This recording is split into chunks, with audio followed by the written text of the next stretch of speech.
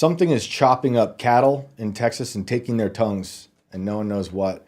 We're also going to talk about a near-death experience. Pretty excited for this one. This is Inverted World Live.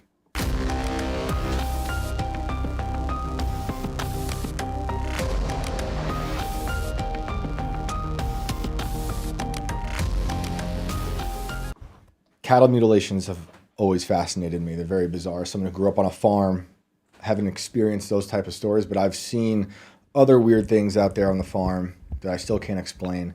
So I'm excited to get into that story with what's going on with this one gentleman has experienced down in Texas. And he's got a lot of stories. So I'm looking forward to that. I'm Shane Cashman, by the way, if you forgot since last week. Sometimes I do. And we're happy to be here. I'm joined by Alex. What's up? What's going on, Shane? Hi, everyone. Good to see you. We made another week. Yes, we have. Sick again, but anything weird on your way home last? On my way home, you made it home safe? Nothing unusual. Made it home safe. I did have a weird week though. Yeah. And like kind of in the topic, like the realm of like the animals that we're going to talk about tonight. Oh no. So you got attacked by a cow? It's a little silly. No, not a cow. No, it's about fish. Okay. So I have a fish tank that we got like for the kids, like a 5-gallon fish tank, okay. you know? Yeah. And we always have like mollies or guppies or platies in there, like super peaceful, easy fish to take care of. Mm-hmm. They don't live long though. Okay. And so we had 2 fish in the tank. One died. So I went to the store and I got 2 more fish, put them in the tank. And the first few days, one of the fish was hiding. It was just like hiding behind the warmer. It would hide like in the decorations in the tank. And I thought, oh, okay, she must be female, and my male fish is trying to impregnate her. That's why she's hiding. Well, now she disappeared. What do you mean? She's gone. She left? Yeah, but I don't know how. Fish rapture. Well, Chris is just like, well, sometimes these things just disappear. How do they just disappear? I know. Well, I'm like, so I'm calling the pet store. I'm like, do you think like the fish ate the other fish? And they're like, no, these are peaceful fish. They wouldn't. They were like, maybe it probably died. Like, check your filter. Dude, I checked my filter. I've cleaned my tank, checked the gravel, checked everything twice. Gone. Wow. Can you bring the fish tank in next week? So we can observe it. I mean, we can do an autopsy on the living fish right here on camera. Okay. Fish mutilation. I mean, at this to see point, if the other fish is inside. There's no way. It's only like a thumbnail bigger. Like there's no way. If it swallowed the whole thing, it'd be impossible. Is there a way it got like obliterated in the filter, and it's so small that it just like dissolved, and then the other fish drank it? I don't think that's possible. Fish? And if it did try to eat it, it would have like guts all over the tank, right? Unless it was very like not an unless eyeball. It's methodical. Come on. Look at the cow mutilation pictures that we're going to pull up later. Some fish are not stupid. Some fish are very smart, you know, and they clean up. They don't want to leave a crime scene. Oh, okay, then that's You've never seen those kind of fish? They're like, we got to not be found out. You know, we want to. They're like cannibal fish. Maybe they're very good. I don't know about that. What do the kids say? Oh, the kids don't even know what's going on. Did the kids take it? No way. Have you not considered that maybe? No way. No. And it's in the fridge somewhere.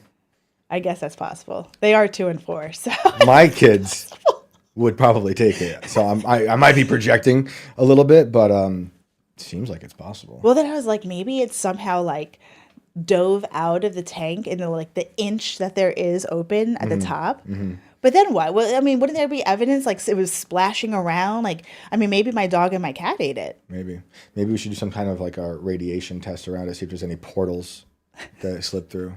We get like Ashton Forbes on. We'll bring him over and we'll test to see if any like vortex opened up. Okay. Maybe it went wherever the Malaysian flight went. And just your fish and the Malaysian flight are in the same place. We're gonna look into it. That's good. Isn't that weird? That's good. That's crazy. I've been thinking about it all week. Like I know I should just move on with my life. No. And Chris is like, these things just disappear. I'm like, no. Chris, you're convincing yourself that a paranormal event did not happen in your fish tank, but it did. Something clearly happened, and we're going to get to the bottom of it. I need answers. I'm sorry for you and the fish, but we'll get to the bottom of it. Oh, okay, good. Yeah. We'll bring in the fish tank next week. Okay. It should be easy. So I don't think I experienced anything weird. I think it was all just a fairly normal week, which is who knows what happened.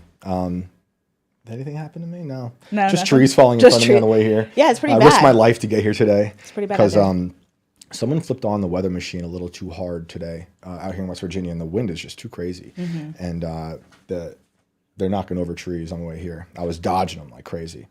So, all right. Our guest today is Paul. For those who've been listening for a few months now, you might remember Paul calling in, but surprise, surprise, we had a bit of technical difficulties that day, and it didn't work out so well. And he talked about some cattle mutilation stuff, but we didn't really get to get into it as much as I would have hoped. So he's back, and he and I have talked. We've exchanged a bunch of emails. We've been on the phone once before, and he's got a lot of interesting stories. So I'm really looking forward to talking to Paul. So let's bring him on. Paul, sir, can you hear us? Hey guys, nice to be here. Thank you so much for joining us. If you don't mind, before we get off and away with these stories, can you tell us a little bit about yourself, who you are, what you're up to, where you're from? Yeah, I'm about 63 years old. I am originally from Texas. I've lived in New Mexico and also Montana. I'm back in Texas now. Like we were talking, my life is like any other. I've had a few. My first memory, I'll just say this real quick. My first memory was in Alabama. My dad was with NASA and all, but I was probably like 3 years old. I just remember watching. This is weird, but I was watching myself as a 3-year-old standing in the garage door opening during an electrical storm, and I just remember every time it flashed lightning, I saw these 4 or 5 like Roman pillars, and every flash they crumbled more and more and more until they were rubble. And for some reason that memory sticks in my mind. This is like I think like 3 years old, and from there I don't have a lot of memory to about 9, but for whatever reason. That's interesting. What the pillars were like in the sky, like how did they appear to you? They were just out there, like across the street or something, which there are woods out there, I believe at the time. I was so young. I just had that memory. I don't know where it came from. That's what I have. Right. It's just a memory I have, it's been put into me. I've researched it a little bit. I think there's a Roman thing you can go look at that has 4 or 5 pillars. It looks just like that. It doesn't have a top or really a bottom. It's just the pillars. Huh. I don't know. That's interesting. It's a very symbolic image for a child to be seeing, especially if, like watching them crumble. It seems symbolic, and maybe we'll come back to that later on, knowing your story. If you don't mind, are you able to tell us a little more about your father and NASA? That's an interesting connection. Well, yeah, I grew up in, he was brought on. He was going to be an astronaut, but he was colorblind. He couldn't do that, so. He ended up building the Saturn V rockets, but I grew up in the neighborhood with all the astronauts. Neil Armstrong was right down the road, not to give out a bunch of names and stuff here, but Cernan, Evans, all of them. So I grew up in the Apollo era. Of course, I was, 10, 11, 12 at the time, but I still was able to be right there when all that happened, which was really kind of cool, especially through the shuttle program. I mean, Scobie, who went up there that didn't make it, but her son used to work for me, and it was a very tight community, but especially during the Saturn V episode. And I even have stuff that had gone to the moon. Some people don't think we went to the moon, but we did. And there might have been some stuff that points to other reasons that you don't think we did, but I believe we did. I got lots of theories on the moon. I want to come back to the astronaut stuff real quick because I love this conversation, but I think maybe the moon is not what we think it is. There's lots of theories on the moon. One theory I've heard that I found interesting is that perhaps we did go, but the footage we saw was not the real footage because there was a lot of dead bodies on the moon that they didn't want to show the American people. Yeah, 100%.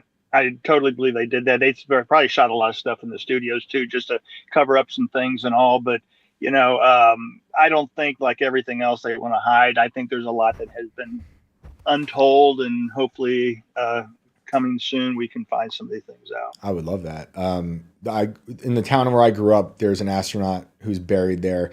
I forget his name. I want to say Colonel White. He was the first guy, whatever his name was. He was the first first American astronaut to walk in outer space. And whatever he did, there's audio of it on YouTube. You can hear him. He actually does not want to return to the shuttle. and his story is pretty tragic. He ended up dying, I think, in Houston in a fire in the space shuttle a year or two later. And then he was buried in our little town of Highland Falls. But that's a really interesting place to grow up, surrounded by astronauts. That must have had a profound effect on you. I was always hanging out with the astronaut kids and stuff. We just rode our motorcycles and did it a regular day. But I tell you, those astronauts, they were like heroes. They were like rock stars. I mean, they were given everything. They had everything. But they knew a lot, too. And when I was young, they would make, I thought at the time, jokes about seeing aliens and stuff. You know, I'd talk to them about going to the moon and what it was like and stuff. And they'd just say, yeah, we see a lot of strange lights and stuff, you know, but they knew what was going on. So you think they were seeing stuff up there? Oh, they did see stuff up there. We were good friends with the Apollo 17 crew, Ron Evans especially, who's passed away since. But he circled the moon more than any other astronaut, and he said he saw a lot of stuff. Yeah. In terms of, do you know if he was saying like crafts or beings? Well, I don't think they could say that if they even, you know, did see that stuff, which I think they did. But he would speculate like, you know, he saw a lot of strange lights. They would say stuff like that. And but you could just see their undertone a little bit. And, you know, as I got older, I picked up on it some more. But they were half kidding, but they were also being serious. And it's almost as if they couldn't talk about it. Right. What do you make of us not returning to the moon in quite some time? It's probably very political on what they found up there. I think there's a lot up there. Yeah. What do you think? Like, and do you think it's extraterrestrial, or do you think it's something else? Past civilizations, I think. Interesting. Like a breakaway civilization from Earth, or something that's just been up there for longer than us? It could be, you know, longer than us maybe, but, you know, it's just the remnants of past civilizations possibly, and, you know, everything else. And there's just so many you know, it's like, you know, remember that one shuttle flight that came into reentry and just blew up, and they just kind of swept it under the rug almost, you know? Stuff like that happens, and it just doesn't get enough attention, I guess.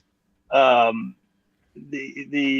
Challenger was a very highly publicized flight, and that, you know, was a big deal. You know, it blew up and it was tragic by far, but the other ones they just didn't talk much about. You know, it just was interesting. Yeah, kind of like the one I was referencing too. Although it wasn't in orbit yet, it happened here, but it's just it was a pretty tragic situation with some pretty big names in that shuttle, and they just you know, I think maybe part of it is they're afraid of losing funding, you know, because they're spending so much money at that point, and some pretty big failures. But yeah, that's a very interesting way to grow up, surrounded by people. Yeah, I remember. I guess I was only maybe 11 or so, or not even that, 9 years old, I guess, when Neil Armstrong, you know, stepped on the moon, and he was just 2 blocks down from us. I remember still, they blocked off our whole neighborhood.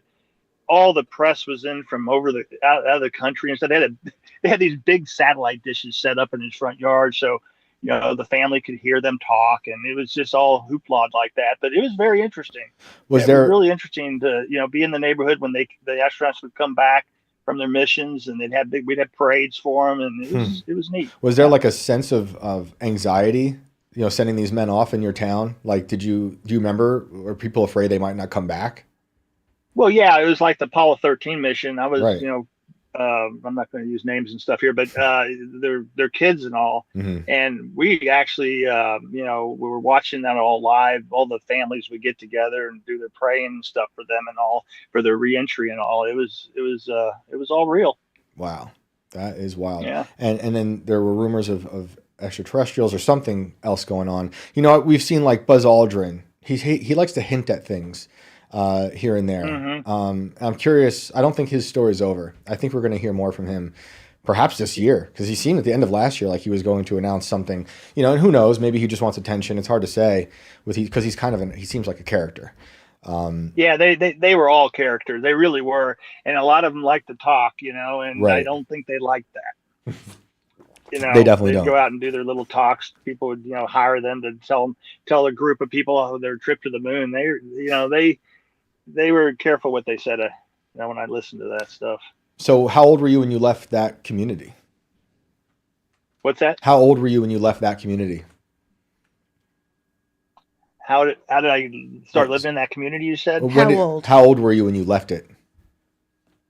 Okay, we're talking over here. Let's Oh, try one more time. How old were you when you left that community? Oh, how old was I when I left it? I was about 16, 17. Okay. And oh wait, before we go, did you experience anything weird in that area as a kid other than the Roman columns thing? No, not really. Okay. No, that was down in Alabama. We then Right. moved to South Houston area, the Clear Lake area, Okay. where the Johnson Space Center was put in, and I was in. They just had one subdivision, and that's where they just put everybody. So we're all intertwined with all the astronauts and everybody. Even Buzz Aldrin was in our neighborhood. They were all in there. So where did you wind up after that place? Well, I ended up starting a business there and all that. And then when I kind of semi-retired, I went out to New Mexico. Interesting. And New Mexico's got a lot of interesting stuff that happens out there. I hear a lot of weird stories from out there. For some reason, I don't know why, but it seems to be a magnet for the strange. Well, that's when my world got turned upside down when I had a near-death experience out there. I had a cabin up in the mountains, the Pecos Wilderness. And I used to, with my cousin, he had a place down in South Africa, and I'd just been down there for like 2 months, and it's a long flight back. And I didn't know it, but I acquired a DVT in my leg, which is a deep vein thrombosis, which is a blood clot. I used to be a big time snowboarder. I might have had an injury or something in my calf, but it created this blood clot, and I didn't know it. And I had a cabin up in the mountains. You want me to go into this real quick? It'll take about 5 minutes. Oh yeah, go for it. Okay. I used to train Labradors and stuff, and I had one of my pups up there being taken care of by a neighbor, which is half a mile away. It's very remote, about 8,000 feet up off the headwaters of the Pecos River. Anyway, so I go up there and I, get my dog back, go back to my cabin. It's just me and my dog. And it was June 16th of 2002. And the blood clot broke on Sunday morning. I think I'd called my dad to wish him a happy Father's Day, and gave me a double pulmonary embolism. And of course, with that, I just collapsed. And that was a Sunday morning. They were guessing around 10 o'clock in the morning. I wasn't found until Wednesday at about 6 o'clock. Oh my goodness! So I was laying in the cabin on the floor for basically 4 days. Whoa. No food, no water, whatever. My dog eventually broke out of the screen door, and the people that had been taking care of her were walking up in the upper trail, and she ran up to him. And I was supposed to leave on Monday, and now it's Wednesday, late afternoon. They're like, what's Paul still doing here? And they came down and found me, and you can imagine I was quite the mess. I was like a bloated cow on the side of the road. Everything that could be wrong was wrong. Sepsis, double pneumonia. I can go over the 107 fever. I was, in a coma, just breathing very fast. I had jaundice. I was swollen. I was bleeding out of my orifices. All my organs were breaking down. So I was in bad shape. Wow. That is crazy. Were you basically like in a coma? Oh, I was in a coma for sure. Man, that is crazy. I didn't realize it was probably like that. I probably had been in one for a while because, getting a pulmonary embolism even in the hospital is tough. I had a double, and then all the other stuff started manifesting from the injury, and I was just, I was breaking down, and I was, basically dead. And so they found me, and they're cutting my clothes off because they're all stretched out because I was swollen and all that, and trying to figure out what was going on. They tried to life flight me out. The winds were too heavy, so they had to get an ambulance up there. And so, it's getting close to dusk up there, and they put me in the ambulance, and all of a sudden I come to. And I'll never forget this because I just sit up on the gurney. And the other thing was I was completely paralyzed on my right side because I'd been laying on my femoral nerve and it killed it. And so I was paralyzed.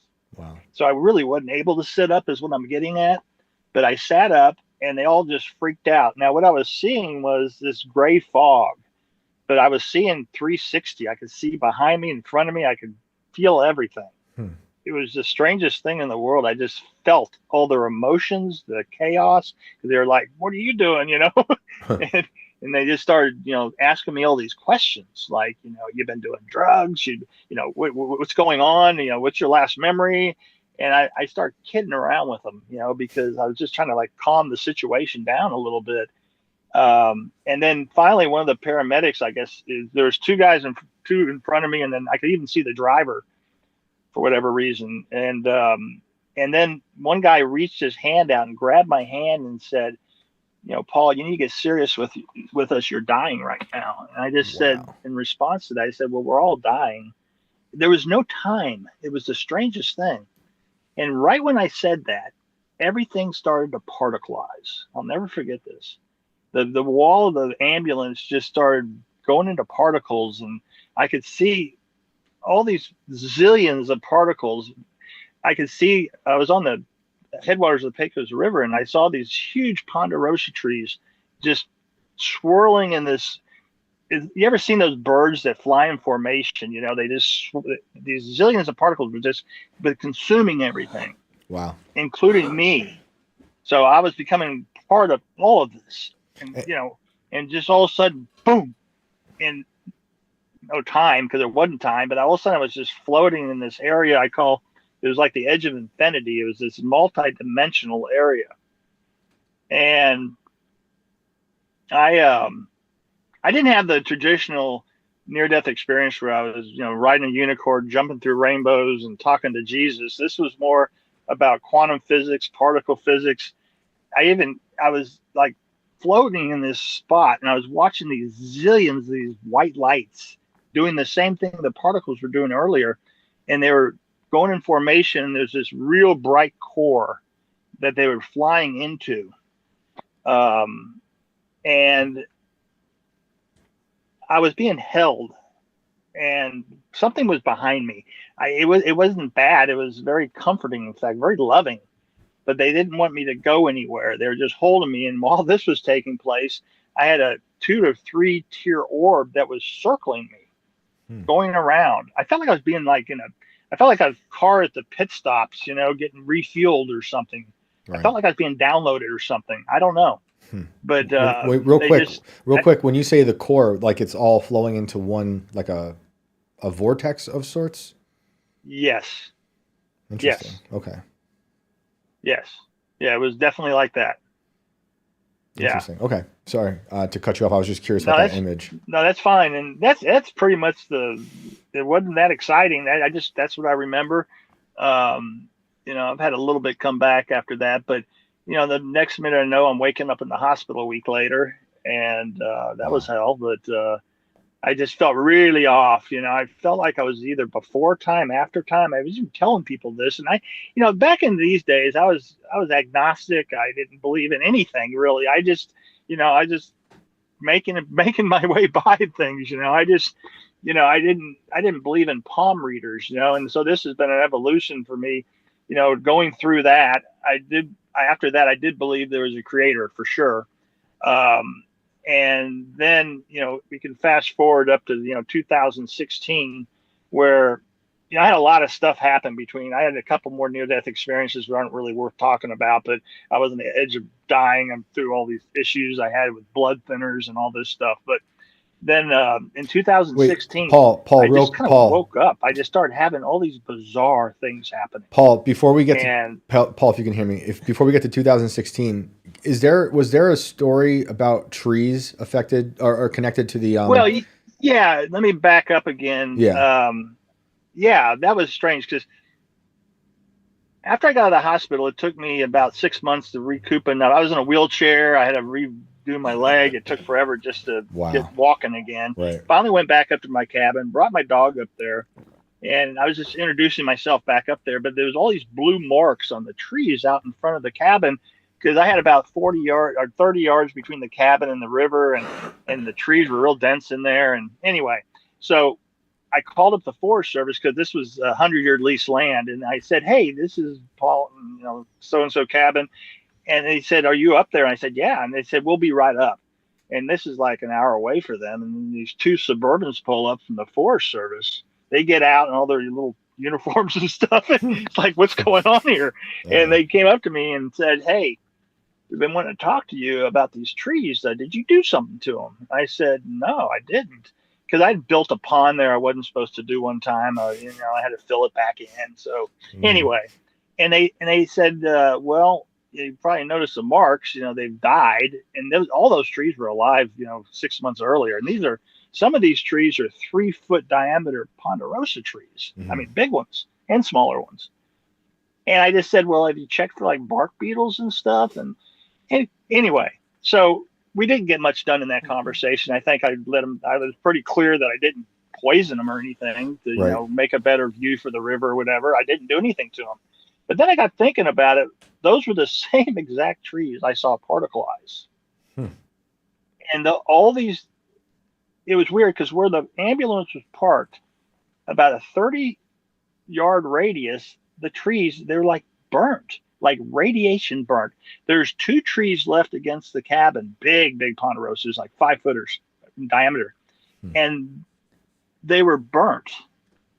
It's hard to explain, but they were just like there was a hot fire next to them at one point. And I don't know if they'll eventually die or whatever, but yeah. So I don't know. I'm not speculating anything. I'm just telling you what happened. Why did all these trees die? They didn't know. They did soil samples. They did for bark beetles. They didn't have any reasons why they died either. I was able to cut them down and have a lot of firewood, but that was the outcome of that. Did something happen? Those were the same trees I saw particleize. I don't know. Yeah, I think that's interesting. And when you say particleize, you mean like they're just dissolving, it's like reality shredding is how you remember it in your head. Yeah, it's basically what we are. We're just a bunch of particles. Right. And I just saw that go like in reverse motion or something. I saw everything go. I saw that happening. That is interesting. Yeah, I think that's a really interesting detail to that whole story. Like I don't obviously have an answer, but I don't either. Some people tell these stories and they say there's some type of weird energy release, and the way you tell your story, there's a moment where you shoot up and it's almost like an impossible thing to do. Let me give you maybe an analogy to this. They're always trying to figure out how the shroud is. It's called the Shroud of Turin, the cloth that was the Shroud of Turin. Jesus. Is it possible that there's some type of radiation we don't know about that makes that kind of thing happen? Right. When you die or whatever. I don't know. Yeah. No. And that's been in the news a lot lately. Admittedly, I don't know too much about it, but I wish I did. But that's what they say, as far as I know. And but other people will say there's a similar type of energy release, when these events happen. And yours is particularly strange in terms of like half of your body's paralyzed after 4 days of laying there on the floor, and you're able to shoot up in your memory, and then the way you're seeing things, and then it sort of connects to whatever happened out there. And who knows? Did you ever talk to the other people who kind of found you afterwards, and did they give you any extra details? They just said you're dying. You were like really sick. And they said I was in a coma. They just told me everything I pretty much told you all because I wasn't awake to knowing you this, other than the time I woke up in the ambulance, which was crazy. In fact, I bumped into the people that were in that ambulance a few months after that, and they looked at me like I was a ghost, like, "You're not dead." When they dropped me off at the hospital, they thought I was dead. Wow. And I talked to them a little bit about it. But I want to throw one more thing that's interesting also. I found out through the cabin was built back in 1947, and I found out that Oppenheimer used to stay in that cabin. Whoa. He used to love that area up there, and he ended up putting Los Alamos where Los Alamos is, but he ended up getting a ranch up there. I think he stayed in there when he got kicked out of Los Alamos after dropping the bomb. I talked to the original builder's daughter, who was at the time 50 or 40 years old then. But she had said that, he frequented that cabin a bit. And again, where was this? This is up in the Pecos Wilderness. It's north of Santa Fe, New Mexico. Okay. Interesting. I also believe, and I could be wrong, those listening could correct me, but I believe Wernher von Braun lived in New Mexico before he went to NASA, right? Yeah, there's a lot of stuff that took place out there. especially White Sands in those areas. Yeah, it's a weird place. He wrote a book out there about colonizing Mars. That's a whole other rabbit hole I talk about all the time. But he did write it out there, and it's very strange. He spent his time there after World War II, between going to take over NASA. There's just an interesting thing about there. So okay, that's a crazy experience. Thank God you're alive. Yeah. And that's 2002, right? 2000, right. And then you have a fairly normal decade and a half until 2016, it sounds like. I can't say it wasn't normal at all, but I'm not going to go into all that. It's not that interesting to anybody else probably, but it was different. Let's just say I had a lot of experiences that I kind of figured out later, because I was just a little wigged out for a while, I have to say. I really want to talk about what happened out in Gardner, so I'm not trying to skip by too quickly, but I might circle back and talk about, that situation where I saw that little boy. Yeah. But I kind of wanted to. Let's do it. Maybe whatever you think. I'm ready. Yeah. All I know is that you had an experience in Gardner, Montana. And I remember that when we talked about it through an email, you were like, it's just weird because it kind of connected to a lot of stuff that was going on with UFO disclosure stuff in the news, and it was kind of like sparking memories in you. So take it away. Yeah. But I've just been trying to figure out what the heck this was. So I've been getting some answers, I think, finally. But anyway, what happened was, this is back in 2020. It was March 31st of 2020, and I lived up in Montana, but I went to Gardner, Montana, just to get away from all the new COVID stuff that was coming out. Mm-hmm. And so I was in Gardner, and of course that place was a ghost town because they shut the park down and all that business. So I ended up staying in this little place on the Yellowstone River. And I remember waking up March 31st, and there was a massive earthquake over in Idaho, and Yellowstone rocked like 4 or 5 times more than it normally did. I'm just throwing that out there in case what happened I'm ready to tell you about had something to do with it. I don't know. Okay. But I think the earthquake in Idaho was the second largest they ever had. It was like a 6.4 or something. Wow. I felt it actually in Gardner when it did that. Mm-hmm. So anyway, I get back. I'm out fly fishing and stuff all afternoon. It was very cold, but that's what I do. So I get back to my room. I'm winding down. It gets about 11 o'clock. I've been talking to some people, and I'm getting ready to go to bed. I look over towards the bed, and I'm noticing there's something on the wall. It's like, it looked like, when you look at hot asphalt, the little heat waves that come off, it looked like that against the wall, but it had a yellow tint to it even. It was just flowing on the wall. It's like, I'm just sitting there going, what the heck is that? And I just didn't make much. I was tired. I didn't make a big deal out of it. So I just got in bed. I'm laying on my back, and there's this smoke detector on the ceiling. It has that little green light on it. And I get looking at that, and I start seeing this shadow, and it's about the size of a large house cat.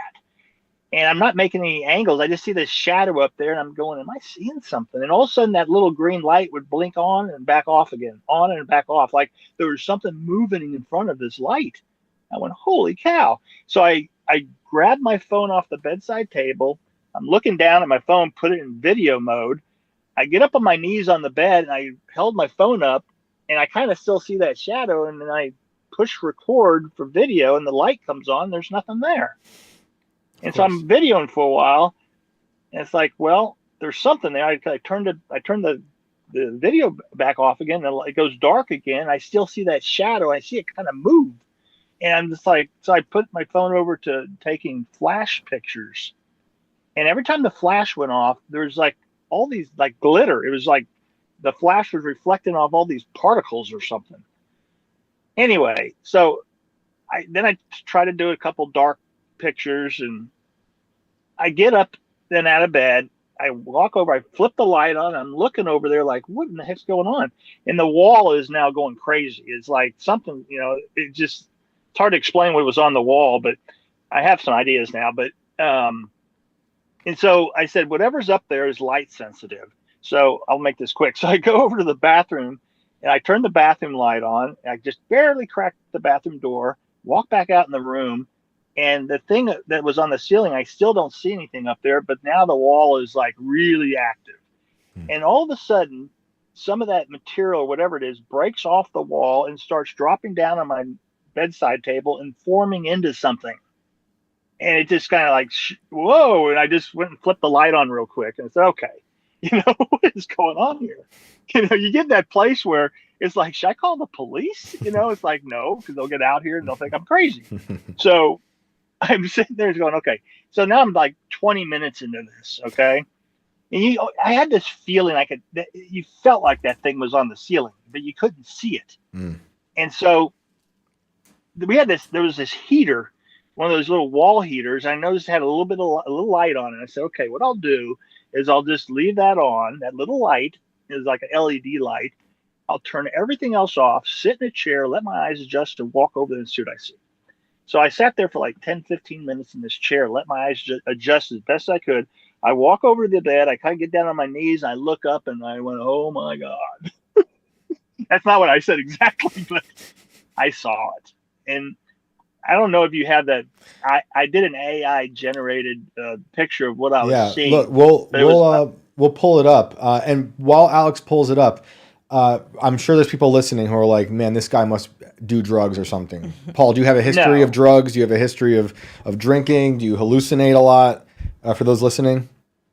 No, I've done my drinking and stuff, but I've never hallucinated that I know of. And I've never done any hallucinogenics, and I sure wasn't doing anything that night. So Nothing. for those, I just want to, for those who are only listening and not watching this show, Paul here has consulted AI, which I do recommend against, but he did it to create like a sketch of this thing that he saw in his room in Montana. It's a horrific like spider. Like a metallic spider with like a neck, and it has like a almost like a metal helmet over its face. I mean, it looks like something out of Hellraiser. For those who've listened to Hellraiser, it's like a face hugger. Was that what they were called from Alien? Or the movie Alien with the thing that pops out of the guy's chest. Whatever this is, it's terrifying. And like arachnophobia. It's all the things I don't like in one. Well, it basically it had the spider legs. It had an abdomen as an ant, and the head was a praying mantis, but it had a shield. It had like a helmet shield on. Look, my imagination couldn't even thought this up. For one, I wasn't on anything. I wasn't hallucinating. Look, I don't expect anybody to believe me on this, but that's what I saw. Right. That's what I saw. Right. That's the closest you get. It's crazy you saw what you saw. that you asked AI to make like a sketch of this suspect, and it gave you it's a haunting image. And for now, it's on my own personal YouTube page. So I wanted to get it up quickly so we could pull it up for your story. I forget, was it Dr. Shane Cashman? Yeah, Dr. Shane. I'm a doctor because I paid $20 for a website to give me a degree. But so a degree in paranormal? Yeah, no, I forget. Doctorate in degree in fake clouds. I forget what it was. It was to marry people, but then I picked a fancy one for like religious studies. But Paul, your story is interesting because typically people tell us stories like this, and it's like sleep paralysis, like demons or whatever these things are, seem to have like tentacles. We've had Tim on the show. He's had that. I've had sleep paralysis like once or twice in my life. I've also seen a tentacle like thing, not like that, whatever that thing is, way worse. But it's a repeating theme in the sleep paralysis story. However, you were getting up and moving around, right? Yeah, I never fell asleep. This all happened it started about 5 minutes into trying to fall asleep. I was rolling around the bed. I started looking at that little light on the smoke detector, and then it escalated. I never went to sleep. And right now we're 45 minutes into this thing messing with it. It's not like I saw something really quick. This thing's on my ceiling. So why do you have this connected? Do you find any connection between that earthquake earlier and this? Is that why you set it up that way, or just happened to happen that day? Yeah, I strictly brought that up just in case somebody else might know something that has to do with earthquakes, because it was a major earthquake. You can look it up. It was like the second strongest ever in Idaho, and it happened at 5:55. I remember I felt it. Hmm. So I don't know. How did this Look, resolve? I don't know really anything. I just know it happened. You know Hey, me what too. took place, and this. I'll finish up what took place here. Yeah. So I let my eyes adjust. I walked over. I look up. I see that it's upside down, of course, but it's looking at me through that. I could see the reflection of that LED light off its body. It almost looked metallic, but it was very organic at the same time. And it would sit there and just stare at me. And I'm doing a video of it now. I took the light off my video. I just turned it off to where I was just videoing in the dark, and you can hear me talking like I'm saying I'm not crazy. This thing is above me right now, and it was really strange because I'm sitting there videoing this thing and trying to do a couple things at once, but all of a sudden we connected like subliminally or something. And right when that happened, it stood up and walked over to me along. That was so unbelievably. Oh, I don't even like to even think about it. It just stood up and went and walked across the ceiling right above me. Now we're within 2.5, 3 feet of each other. Whoa. And it made a sound? It made a sound? Nothing. I just went, and it just, and I just went, shit. You hear me in the video go, and I just jumped up. I turned the lights on, like, holy shit. And the wall was still going crazy. I didn't see the thing that was up there. It must camouflage itself or something when the lights come on or something. And I'm standing there like, I'm an hour into this, like, what's going on here? I can't sleep in here. It's close to now probably midnight, a little after midnight. Right. And it's like 5 degrees outside. So I actually went out to my truck to sleep in my truck. And that lasted for about an hour. I got back in the room about probably 1:15 because I have some other pictures on my phone that was about that time. But I just decided to sit in a chair with the lights on until the next morning, which I did. Wow.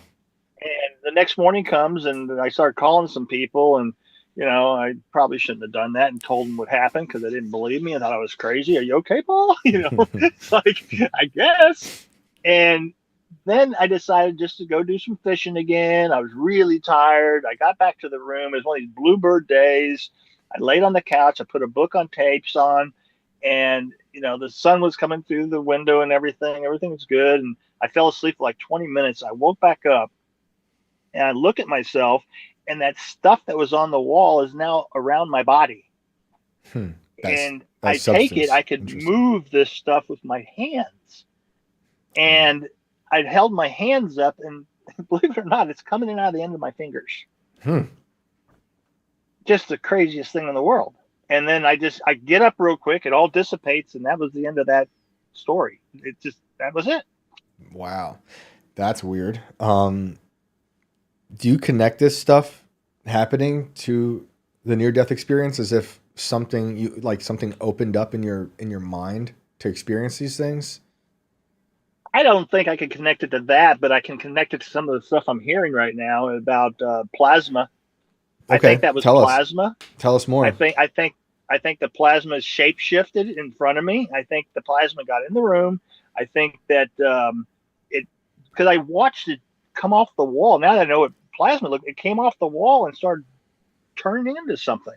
That thing on the ceiling, I think, it did turn into whatever it was supposed to turn into. So when you say, I don't know. I mean, but they're saying these orbs are shape shifting into different things, and I've looked into it a little bit, and it's very. Even Ashton Forbes talks about this right now. That's right. A lot of people are talking about these orbs now, how they're made of plasma, and they can actually shape shift into 3-dimensional things. That's right. Yeah, I've been following him talk about it too. Is your take on that? If it's like the plasma thing, is this like a interdimensional being? Is this something created here? What do you take away from that? Yeah, I think it's interdimensional. I think it's coming from a different dimension. And a lot of people thinking, they look at it, it's like, God, it's evil. I don't know if it's evil. I don't know. I don't know why whatever this entity was would want to present itself like that. Was it trying to scare me? I could tell it was extremely intelligent. I just could feel it. It was like I was at its mercy. But it didn't do anything to me. At least I don't think it did. Um, Yeah, I mean, the only thing that I can say might have happened, I've had real bad rheumatoid arthritis after that situation, if that means anything. Now I'm getting older. I might have just gotten it. It is the timing of it all, but that's one thing I have noticed. right. Yeah, I mean, who knows? It's hard to say. My feeling is that it's probably not a good thing. You know, that it's almost like it seemed like it was feeding off of your fear, you know? That's what's scary to me, I Yeah, guess. I didn't get real scared. I was concerned, let's Right. just say. I kind of, I'd seen some stuff before this that kind of, I even told people that maybe this is happening. They're preparing me for something or whatever. I used to see a lot of orbs, those jellyfish orbs, Oh yeah. and it's like I've seen those. They've gotten right in my face and stuff, and so I'd never seen orbs before, and I saw them, and this is the scariest part of this whole situation. You've heard me talk about I took pictures, I took videos. Well, for about 2 or 3 months after that happened, I would tell people the story. I say, "Hey, let me show you these videos. Get a good laugh," because I'm sitting there going, "What is it? There's something on my ceiling. You can hear me talking and everything." Mm. And I showed it mostly to the people in my circle. Then I started showing it to, I had a couple of people call me. I've heard that you saw something out in Gardner. I tell them about it. And then I started sharing the video to people outside my circle.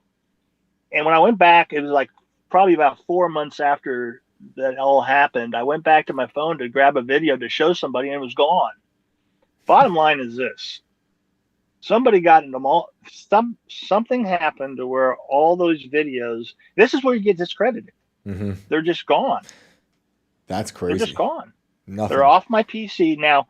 I think I'm gonna recover one of them because I'm gonna AI hopefully enhance this. Mm-hmm. I was interviewed by MUFON about Mm-hmm. several things, but this was one of them. And I had one video that was still on. I had 3 videos, but I thought I could maybe get them enhanced. Right. And when they came up missing, one was left, but one of the videos that used to have 34 seconds on it had nothing on it. It was zeroed out. That's Now, strange. how do you answer that? That's weird. What do you think? You think they were wiped by this entity at some point or something else? Well, that's what I thought at first. I thought maybe the entity, because after that, I also, all the photos, put it this way, everything taken before I went out to the truck is not on my phone. When I came back in the room, I remember I took pictures in the dark of the smoke detector and all that. Right. And I have those. That's at 1:30 in the morning, but that's after everything happened. All the videos and pictures I took prior when everything was happening are just gone. That's weird. That So, is weird. And this is 2020, right? Yeah, and I mentioned that to MUFON too. I said, "Hey, have you heard of people missing stuff?" He goes, "Oh, it happens all the time." He said, "He goes, one of the guys that works for him. He goes, yeah, I have emails that just come up missing completely."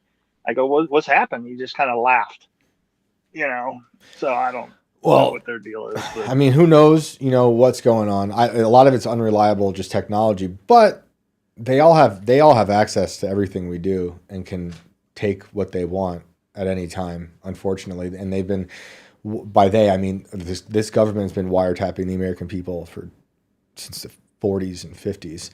Yeah. And it's only gotten worse with technology. So if they were, and they know everything. They've got satellites in the sky mapping the entire planet. And it's like the phones are the least of our problems in terms of a breach in our privacy. But they can just snatch anything out of anything. So that's where my fish went? Maybe that's where your fish went. Right. Well, that's the thing, if for any reason, That's awesome. I'm not going to get into this conspiracy stuff. But for a while there, I thought I was being, monitored or something because of certain reasons. But I don't want to get into all that. But if that was taking place and they find out about these videos I have, they can pull them off your phone very easily. And I think now, looking back, I was 2.5 feet from this thing. I mean, with the right procedures, you could pull that video out. And I think I might have one still. So I'll come back with you if that ever comes to fruition. That'd be great. And I know you don't have to get into it. I just feel like I should say it for those listening who are probably already thinking it. If you feel like you've been watched, the early NASA connection probably sets off a lot of bells in listeners' minds, because how close you are to certain institutions or were,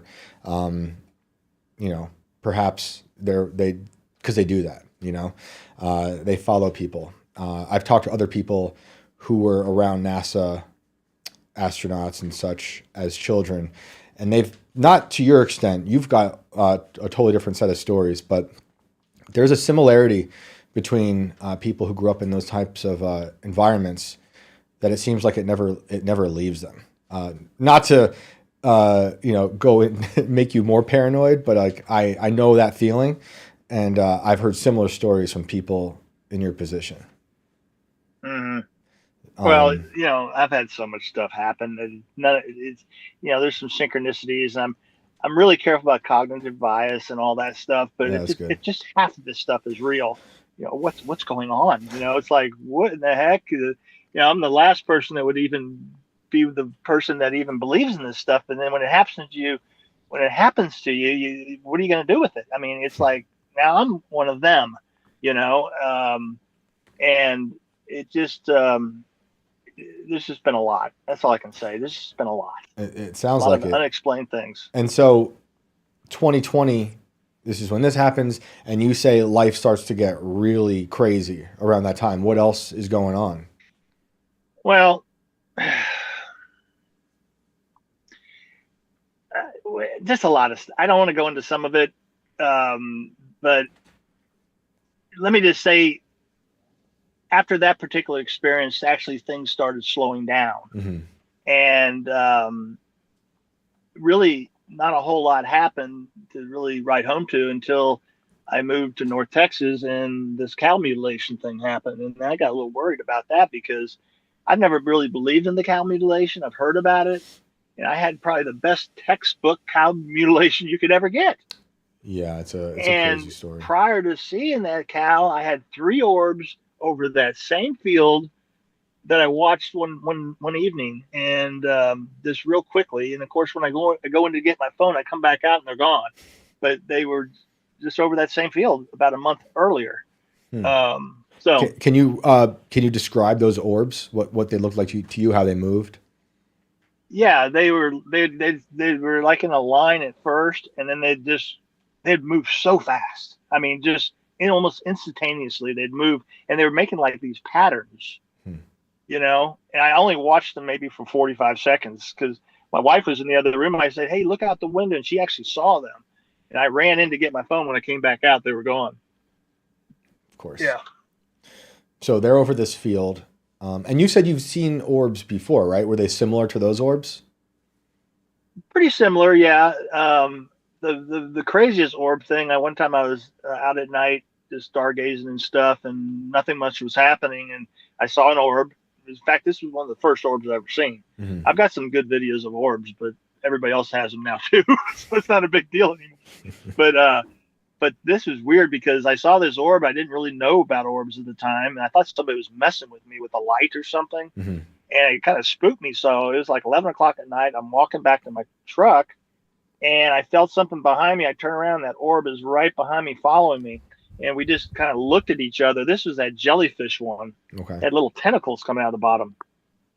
And I kind of was staring at it, and the thing came at me like real fast and stopped about a half a foot in front of my face and then it snapped back like it was on a rubber band back where it was. It did that 3 times to me. Boom, boom, boom. And I just ran to my truck and hauled ass out of there. What kind of material do you think it was? Could you tell? Could you compare it to something? The what now? Like, if it was an orb, was it just like, were you seeing like what looked like energy, or was it some other material?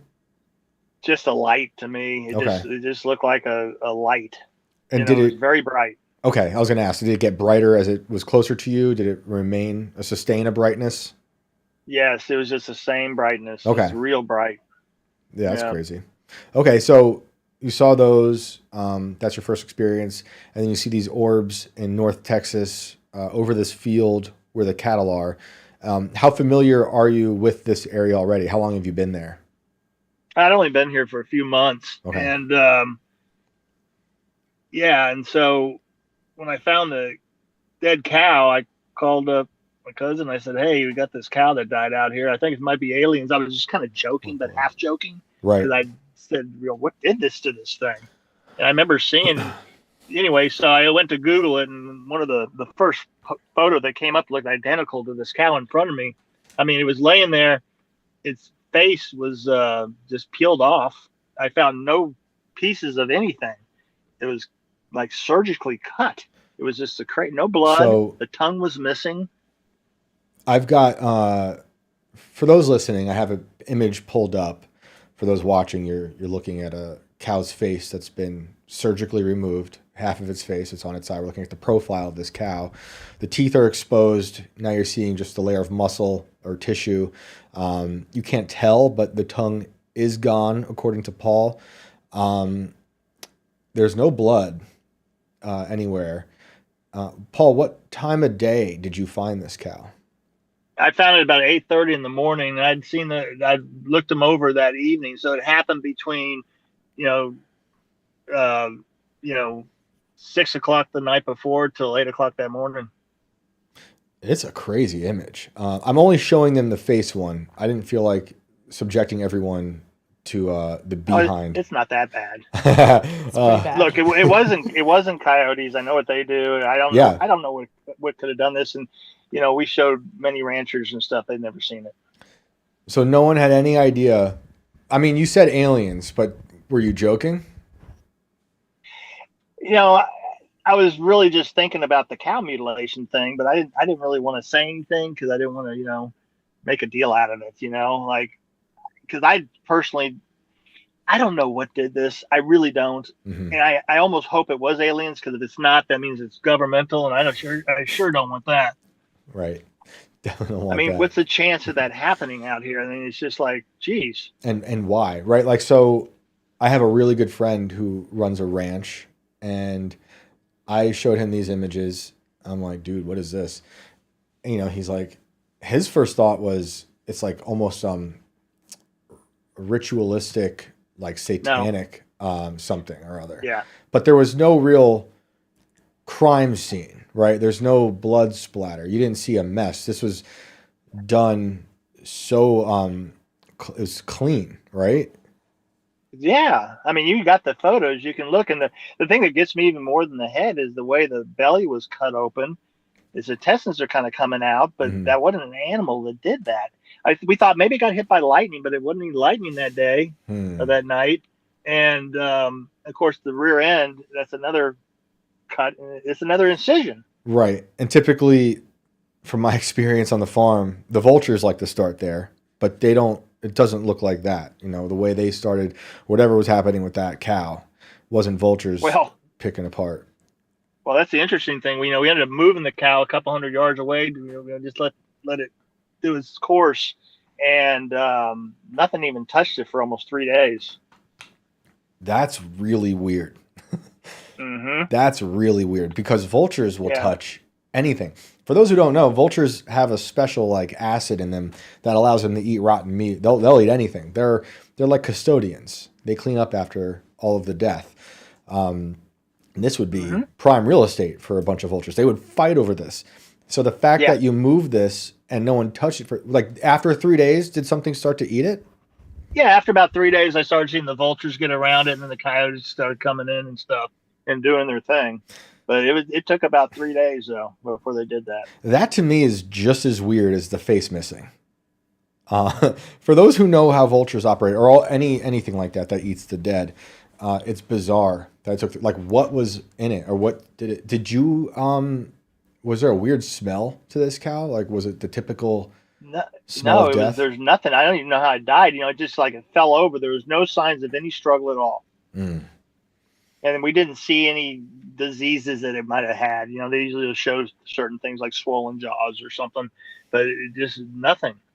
We now, looking back at it, we wish we would have brought it in and had it really looked at. But at the time, we were busy, and we just put it aside and took some photos, and we left it at that. At what point did you realize the tongue was missing? after looking at the pictures closer. I didn't actually examine it when I went up to it and saw that. But if you look at that photo, you can look in its mouth and it's missing. Yeah, I wish you were able to see it in person, like, how it looked. Was it removed, bluntly? Well, the mouth was shut. That's right. And usually, and cow tongues are very large. I mean, yes. you would see it in that crevice. You can see it in the side picture. Yep. You would see its tongue right there. It'd be filling that whole void up. Yep. People don't eat cow tongues anymore. I used to see them. I used to see them in the grocery store. Yeah, they still have them from time to time. Oh, it's a delicacy. Yeah, oh, that's not a delicacy. I had a cow tongue taco once though in the Bronx. It was great. But like, why? It just tastes good. The cow tongue I had was a bit spicy, but yeah, they're huge. They're big. Their tongues. So that's weird. When you moved it, did you bury it after it was eaten? Like, what happened with the remains? We just lay them out, and we have the boneyards, and all the birds and animals get to them. And then once the bones are left, we go and take care of the bones. Any other let everything go back to nature again, Yeah. Any other cows affected? Nope, nothing. And have there been any updates? Have you seen anything else like it? Nope.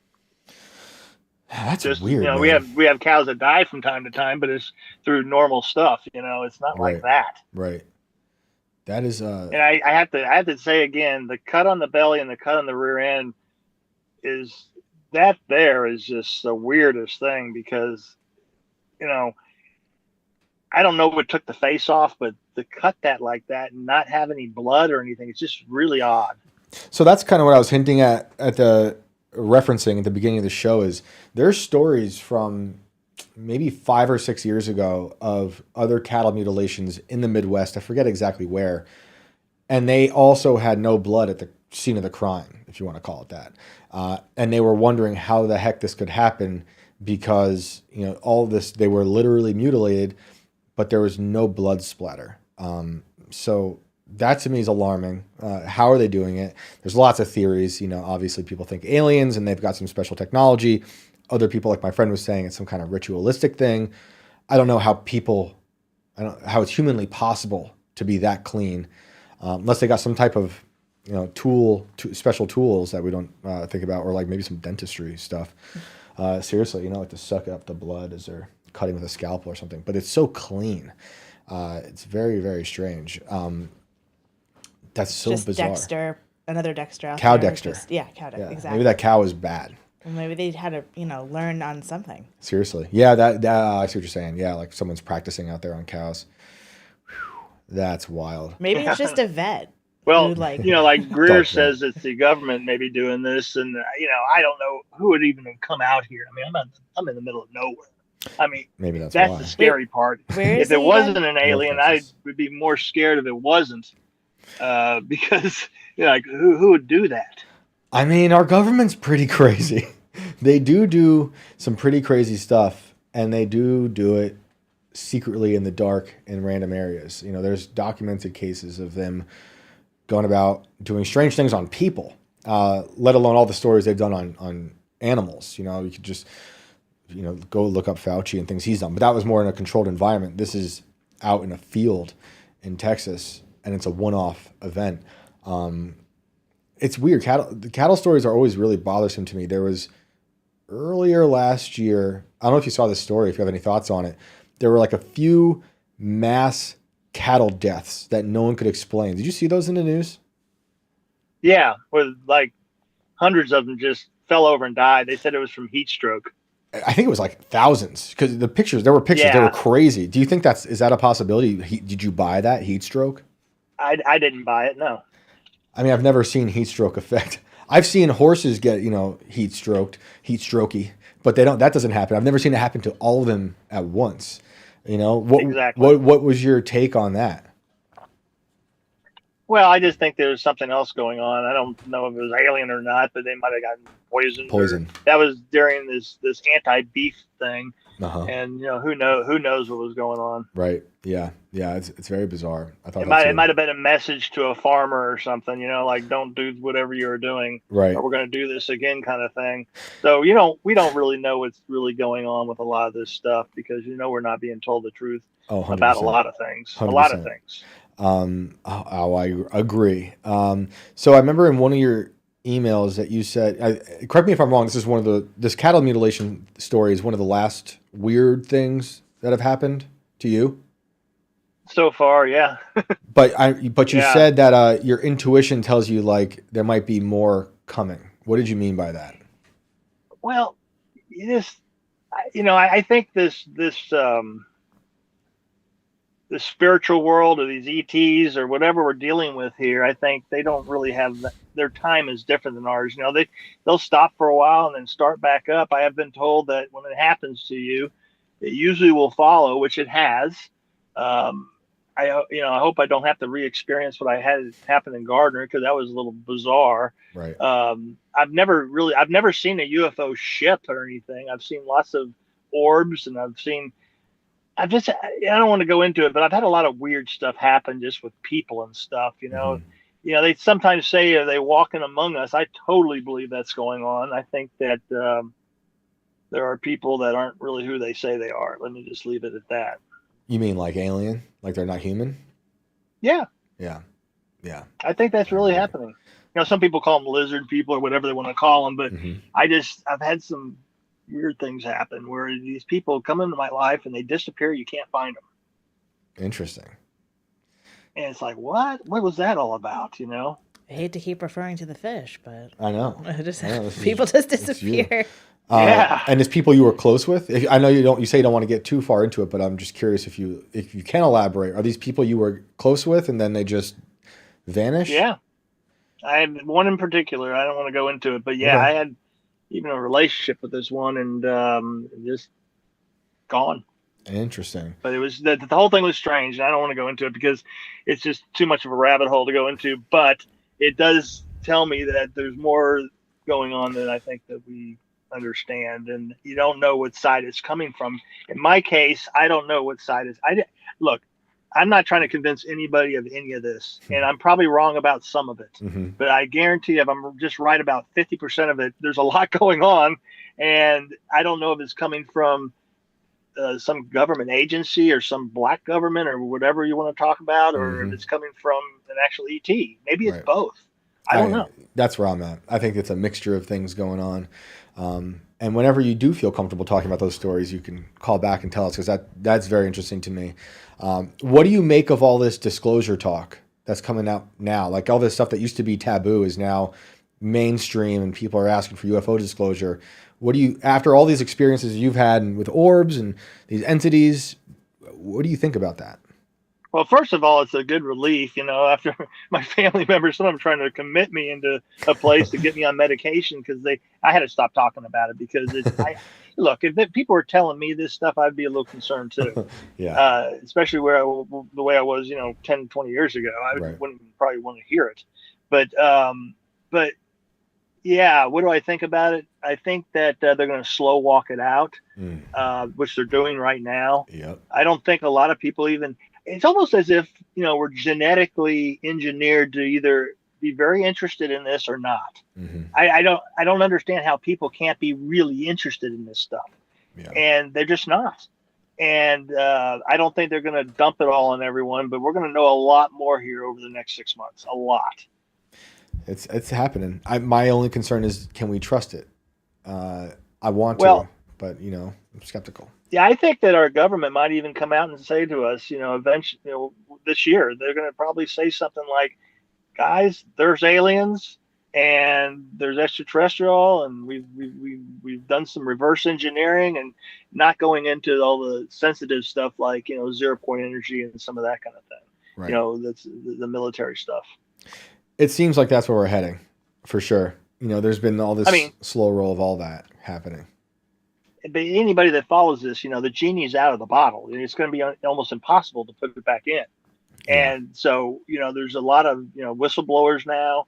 There's a lot of stuff out there, but there's a lot of people out there also trying to mix up the pot a lot, and it's going to take somebody in a good position like the president to actually come out and say, this is the truth. Yeah. And even that's not going to be enough, probably. It won't. It won't. For some people, it will be. For other people, it won't be. It'll be like every other breaking news. factions of people will believe it, others will second guess it, others will just reject it outright. It's a conversation that a lot of people reject because it's too it's almost too crazy for them to wrap their brains around. Right. I mean, it's just like the story I just told you that happened in Gardner. I mean, I even doubt myself sometimes. Did I, make that? No, I didn't. There's no way. I just made that up in my head. There's Right. just no way. Did I? But what happened? What was all that about? Right. Did it do something to me? I mean, why did it present itself like that? Where did it come from? Well, over the years, it's been almost 5 years now, I've put together, I think it was plasma energy. That's what I think it was. And I think it shapeshifted into that for whatever reason. Maybe it was trying to scare me or something. And that's the way it wanted to show itself. Maybe I was supposed to tell this, but it makes some sense now that that's probably what it was. Are there other stories you've seen that are plasma related that you connect your story to? Like, can you tell us about them? Well, it's just this stuff that I've seen on the internet, and people are talking about it more now. They're talking. Those plasma orbs they were seeing over on the East Coast. They were saying that they would shapeshift into the drone. Oh wow, yeah, that's crazy. Those drones were like a Rorschach test. Supposedly, there's videos of that happening, and if that's true, then we don't. If we're dealing with a past civilization or whatever that's a million years into their civilization, I mean we can't even comprehend this stuff. And I believe that. I mean, I don't, and when it comes to my near-death experience, was I abducted or something? Maybe that's what maybe something going on like that, I mean, what were the orbs about? I mean, I don't know. Right. Has this changed? So you said these experiences changed your spirituality and the way you view a God? 100%. That's good. Yeah. I'm happy to hear that, because I was, had a similar path, didn't have those experiences, but went from not believing to believing. And was that something that happened kind of right after that near-death experience, or was it kind of slowly over all these experiences?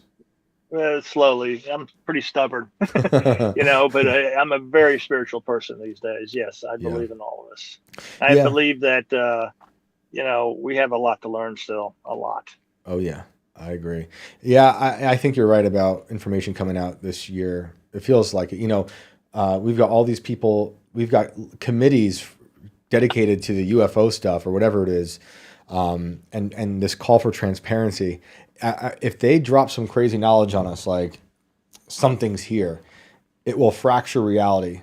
It will fracture people's sense of reality, and that'll be a whole new, world to have to navigate, because like you're saying, people are going to reject that. They're going to say, it was created in a lab, and depending on how they show it to us, how they try to prove it with evidence, we're going to be in for a wild ride. Yeah. I hope I can get that video and maybe get it enhanced and stuff, but if I don't, I don't. Even if I get it done, then people are going to think that it's just made up probably. But I will say this though, when they asked Elon about UFOs and stuff, I mean, if anybody's going to know, he does. And he's not saying that, he's not telling the whole story. I mean, he says that he doesn't think about it. That's a bunch of baloney. I mean, it just is. Oh, yeah, I mean, I'm not buying that. There's no way that he hadn't been read into this stuff. He for sure knows something's going on. He's very adamant about not believing in anything. He has an NDA. He has an NDA. Yes. He can't talk about it or something. But he would be the one that should come out and say, yeah, this is real. Because I think a lot of people would believe him. And he does know. He knows. My theory is he's actually part of the breakaway civilization. And he's returned, with technology. He flew in on his own UFO. Yeah. Yes, exactly. Exactly. Because it's just too much. But yeah, he's so adamant about not seeing. He's like, I would know. I would have seen it. I'm like, no, this doesn't add up at all. No, it doesn't add up, and it's just so clear to me. I mean, it's like, come on, dude. He doesn't like to talk about it either. I mean, if I were an alien, I wouldn't want to tell people I'm an alien yet. Or a shapeshifter. He's deep undercover. So. Yeah. Elon the shapeshifter. But well, Paul, thank you so much for sharing your story with us. It's always a pleasure to talk, and you're welcome to come back anytime if you have other stories you want to share with us. Okay, good to be here, and y'all take care. Thanks man. Paul. Have a good one. All right, bye-bye. It's wild. I'm worried about seeing that spider now. Yeah. I don't like that spider. That's what dreams are made of. That's or what nightmares. That is a mess. That's terrifying. I believe them. There's some people who've told me stories. I'm like, I don't know about that, but I don't know. Maybe it's like the farmer in me. I'm like, because we've seen weird stuff on the farm, not like that, but when you're out in isolation in the darkness, I'm always thinking this, like, am I just projecting my own like the mysteries of my brain onto the darkness? Playing tricks on you. Right. Or am I, seeing stuff? Because we saw weird stuff. We would hear weird stuff. I think last week I talked about like the yelling from that one caller. Yeah. Like, I know those things. And we've had a lot of weird animal stuff go on. That they like see something that you don't see. Yeah. Like something startles them. And maybe they just heard something in just a weird way, But I think animals can kind of pick up on weird stuff. Yeah. I don't want to see that spider now. I'm worried about that thing crawling across the road on the way home. Nah, you'll be fine. You think? Yeah. Where your fish falls out of the sky? You don't think so? I'm not allowed to talk about my fish anymore. Someone in the chat's like, shut up already. No. We're going to bring in the fish. We're going to like recreate it. We'll do a whole thing. Someone also said that you are the new Art Bell. Sick. That's a huge compliment. Yeah. Thank you very much. Right. Art Bell is the man. And apparently they're doing a biopic. I think Paul Really? Giamatti is going to play him. Really? Yeah. Well, we'll see if that comes true. I told you how Coast to Coast canceled me. Oh, really? Yeah, I was supposed to do that show. Oh, really? Like 2 or 3 years ago. You're just too good. They And were like... I was so stoked. And then they probably looked me up and saw my Twitter account. And like they had my book. I sent them the first Inverted World book. Mm-hmm. I think maybe both were out at that point. And I was so stoked because obviously Art Bell, he's not the host anymore. I forget the new guy's name. Mm-hmm. All ready to go. It would have been like a 1 o'clock in the morning phone call. And right before, they said, nah, you're not allowed. Why? They just didn't say why? They just said no? I asked, I got no real response. I don't like that. So I'm trying to destroy Coast to Coast now. Now we are the new Coast to Coast. They shouldn't have done that. But yeah, it was super rude. I'm like, damn, what did I do to upset you? The guy's a little political, I guess. I forget. I don't know what it was. I probably said something ridiculous about Elon he didn't like. That's ridiculous. Or, whatever. Obama is a lizard. This is why people don't want to do the show, Shane. They need to know this. At least be open to it. Come on. Here I am. Yeah, seriously. How far I've come. Look how far we've radicalized you. Well, that was fun. And also people are asking about Rumble, and we should be on Rumble soon. Yeah, I don't have all the details yet, Yep. but we will probably be there. Yeah, we're stoked for that. That'll be cool. And probably streaming on it, right? Yeah, I hope Yeah, so. that'd be great. I would love that. Especially for times where, I don't know if you guys caught it, but like the Colonel Kurtz episode was deleted. Like by the time we got home, YouTube was like, nope. And I'm like, why? That was such like a... Don't say what it was. It was this. Honestly, I should be able to say what it was because it's ridiculous. You just can't say I literally quoted the Project Stargate, Larry, I always get his last name wrong, Kessler. I quoted him directly about what they were doing with Stargate. Well, I think what happens is that they have like this like AI. Don't try to help them. I'm not. Whose side are you on? I know, but I don't think a human is like, going through the lives and seeing who's saying what. You're saying we're not good enough for a blood and bones human being? No, you're right, No one though. wants to work at night on a Sunday. You're totally right. They're like algorithm lasers. Right. I tricked it by literally just quoting that guy from the Trump announcement. Right. And they just nuked the whole episode. I'm like, why? It and I was like, sense. Excuse me, can you recheck this? And they were immediately like, oh, we are so sorry. And they did. Yeah, I was shocked. It was within like 30 minutes or an hour. It was back. So, it was great. But, it's nice to have Rumble, which is great. So, you guys know, anyone out there, if you got stories you want to call in, depending on the amount of stories you have, sometimes we might have you on for the whole show. Like Paul, like I've talked to him a bunch now off the show, and I'm like, this dude has a good hour's worth of stories that I'd like to share with you all. So if you have lots of stories and they seem like they might take up a while, I'd love to have you on, like a Paul episode, or like when we had Lost on, that was great. But we also would like you to call in just for one-off stories. So My email for that is shanecashman@scanner.com, SCNR.com. Hit me up, share with me your stories, and we'll get you on. You know where to find me online. I'm at Shane Cashman. Lots of fun stuff going on this week. Gotta love it. Lots of shit talking on Elon this week, I guess. Oh, I love him now. Oh. No, I got the Neuralink, and now I'm like, why did I ever not like him? I can't share this room with you anymore. Nice. Yeah, now that I have the Neuralink, I suddenly think he is a phenomenal human being and totally telling the truth all the time. But yeah, Twitter's fun. Is it? For now. Well, I'm still allowed on it. But yeah, hit me up with your stories. Love to have you on. Elon Musk will be on next week. Yeah, what about you? I am Alex Ayala on X sometimes. Sometimes, yeah. You gotta jump in those fights. No. It'd be fun. I'll be the bigger person. Ugh. I know. Ugh. Gross. What is that? I have kids to look out for. So do I. But I have issues, clearly. That's okay. We love you anyway. Thank you. So, all right. Till next time, guys. Later.